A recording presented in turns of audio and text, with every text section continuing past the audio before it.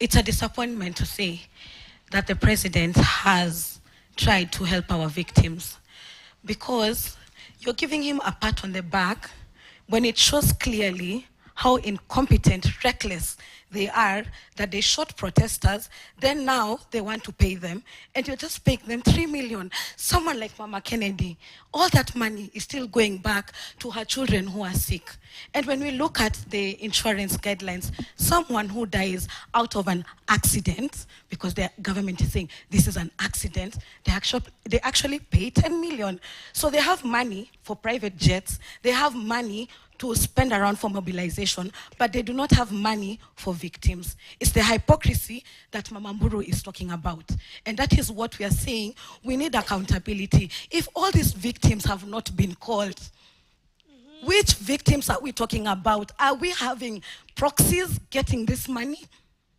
We can't allow that hypocrisy. Not today, not in this age. And either way, this government lacks the goodwill of commemorating this protest. To be honest, if they had the goodwill, I expect CS Murkomen to be standing and saying, yes, I agree, I have noted there's a protest, there will be police officers from this point to this point, we expect you to be arriving here at 10, we expect you that at this point you'll be laying flowers, not unleashing goons on us. So we cannot live in this hypocrisy. Sorry, the government is doing nothing. It is just trying to hide themselves, or trying to part the Gen Zs not to speak the truth. Will not be silenced. We must be heard. Thank you. I think I'll just say something real quick. We've had Caswell say that the government is working, because apparently this conversation we're having right now was an impossible conversation 2 years ago. But I want to remind him that 2 years ago, Rex was alive. 2 years ago, Evans Kirato was alive. 2 years ago, Caroline Shiramba was alive. So is it safe to say that, Caswell, you're riding on the blood of those young people we lost? Because you can't tell us that apparently you're supporting the government because we are now having a conversation on compensation. 2 years ago, tulikuwa to converse kuhusu compensation, tuna compensate nani? Make it make sense. He's saying that this compensation is acknowledgement from the government.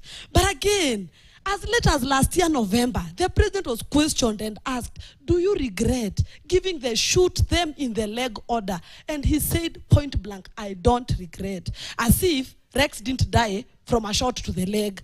Did the president just say kill them? Thank you so much for saying it's political. I wanted to say that one. Because every government propagandist ndio wanasema don't politicize this, don't politicize this. But it's a political agenda for the president. The president will stand on a car at a sunroof and say, we will compensate those victims. Kwa nini namwambiagi rais aache kuipoliticize? No, let's not be wewe. Also, please, standard, KTN, tafadhali, mutulete Ruto laesi ya pili. Kwa sababu we've heard he has lied to victims. You didn't include that in his lies. You cannot lie to a mother who has lost their child. That's so bad. That is so wrong. And this compensation, I'll just repeat what Kadida said. If these victims that are here have not been called, is this another scandal? Are we supposed now to see the controller of budget or Nancy come and tell us 2 billion that was meant for compensation cannot be traced?